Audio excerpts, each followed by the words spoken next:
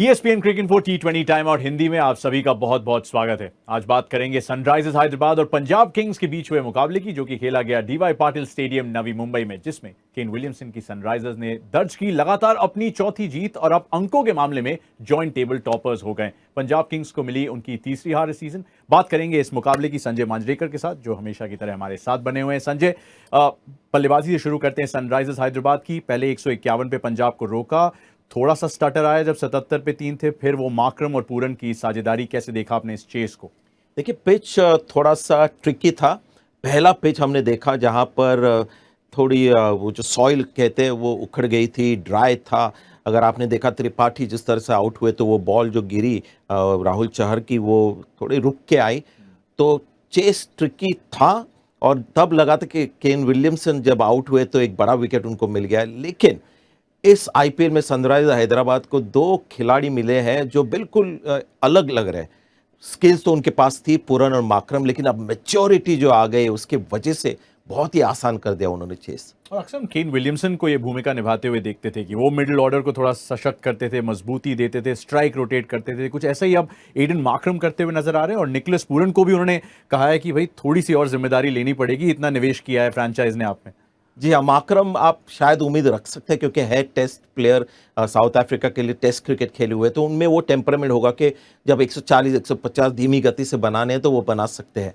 अभिषेक शर्मा युवा खिलाड़ी है, अटैकिंग दो अच्छे इनिंग्स खेले हैं, तो ठीक है, वो उनके लिए गैम्बल टॉप पे रहेंगे। लेकिन जब छोटा स्कोर और पिच इतना आसान नहीं है तो केन विलियमसन एक बड़ी विकेट बन जाती है।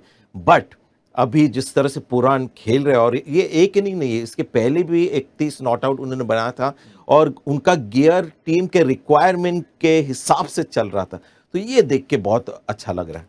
गेंदबाजी की तरफ ले जाता हूं आपका ध्यान, और उमरान मलिक की बात करनी होगी। पहली बात तो केन विलियमसन टॉस जीत रहे हैं, जो बहुत अच्छी खबर है सनराइजर्स हैदराबाद के लिए, यानी कि ऑपोजिशन को बल्लेबाजी का फिर से न्योता मिला। उमरान मलिक गति के लिए जाने जाते हैं, विविधताओं के लिए उतने नहीं, लेकिन वो जो आखिरी ओवर डला जिसमें टीम ने हैट्रिक पूरी की, मेडन ओवर, संजय, क्या उमरान मलिक अब एक वर्जन 2 में अब नजर आने लगे हैं, जिसमें सिर्फ वो उभरती प्रतिभा नहीं है, वो एक टीम शीट में एक नाम है जो रेगुलरली दिखेगा? रेगुलरली दिखेगा। और दाद देनी होगी सनराइजर्स हैदराबाद को कि पहले 2-3 मैचेस में बहुत महंगे साबित हो रहे थे, ज़्यादा विकेट्स नहीं मिल रहे, और लोग कह रहे थे कि शायद अभी रेडी नहीं है, लेकिन उनको उन्होंने बैक किया।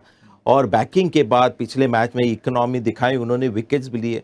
लेकिन आज उनकी जो एक उनमें कला है और जो उनमें क्षमता है कि एक इम्पैक्ट करना, वो हमको देखने को मिल गया। जिस तरह से जितेश को उन्होंने आउट किया शॉर्ट बॉल से, वो एक हमेशा एक उनके लिए एक वेपन रहेगा बीच के ओवर्स में, कि अगर स्पिनर्स नहीं है तो ये उमरान मलिक हमें विकेट्स देंगे मिडिल में। और जिस तरह से यूज़ करे फास्ट बॉलर्स को, नटराजन अगर आप देखें तो न्यू बॉल के साथ एक ओवर करते हैं, बीच में 1-2 और लास्ट में 2। भुवनेश्वर कुमार ने न्यू बॉल के साथ 2 और उसके बाद सीधा डेथ ओवर।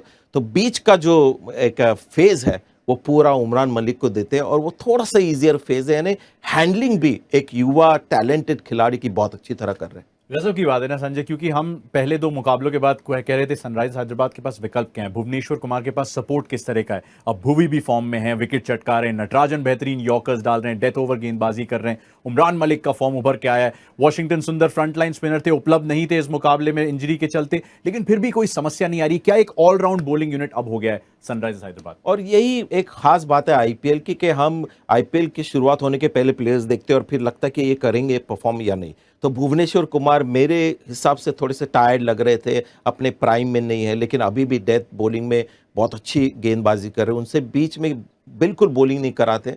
उमरान मलिक एक नए सितारे, हमने पिछले सीजन भी उनको देखा था, तो टैलेंट उनमें था, रिटेन प्लेयर शायद थे उनके सनराइजर्स हैदराबाद के। और नटराजन उनके लिए एक बड़ी अच्छी खबर है।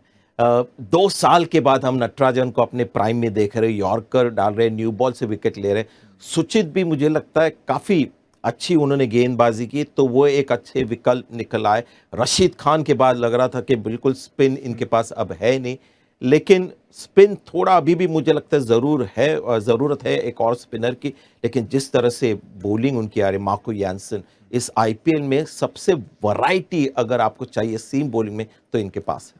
Little matter of an opposition जैसे अंग्रेजी में कहा जाता है। पंजाब किंग्स की भी बात कर लेते हैं, जिसमें सबसे रोशन पक्ष रहा लिविंगस्टन की बल्लेबाजी एक बार, लेकिन एक आंकड़ा जो उभर के आया संजय, जब वो क्रीज पे थे 70 गेंदें जो थी वो डाली गई, जिसमें से लिविंगस्टन ने सिर्फ 32 फेस की। स्ट्राइक रेट उनका कमाल का था, लेकिन जो उनके इर्द गिर्द बल्लेबाज थे वो उस तरह की गति नहीं दिखा पाए। क्या ये एक समस्या है पंजाब किंग्स के लिए जो उन्हें सॉर्ट आउट और सॉल्व करनी पड़ेगी?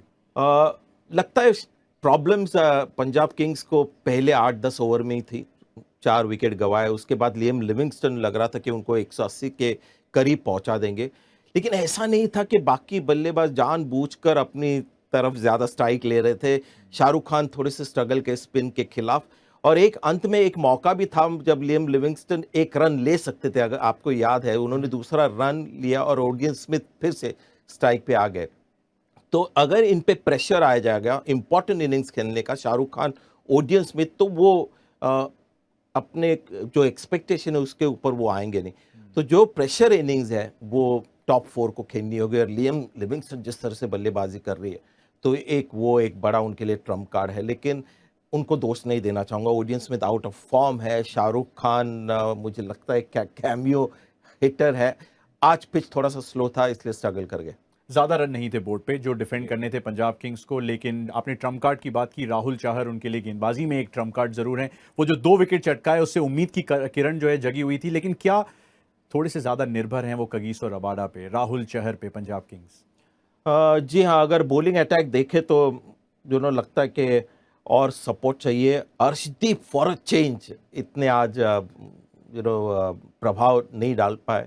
रबाडा उनके मेन बॉलर रहेंगे। वैभव अरोरा ने ठीक ठाक गेंदबाजी की।